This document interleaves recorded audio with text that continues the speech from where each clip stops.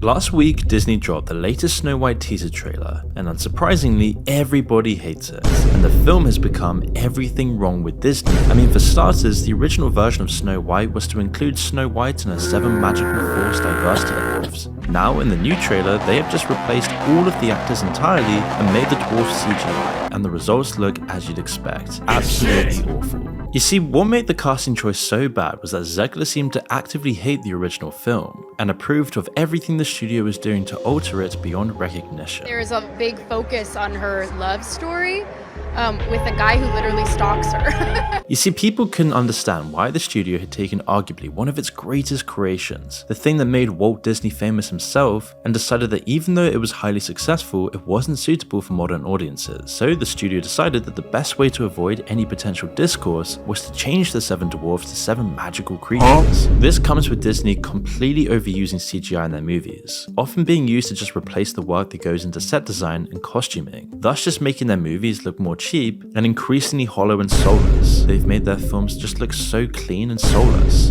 When the dwarfs arrive home after spending all day in the mines, they're not surprised by a clean cottage and food awaiting on the table, because that would conform to gender stereotypes. Yeah, I find most of my girls at church. It's worked really well for me. And I got a trad wife from church.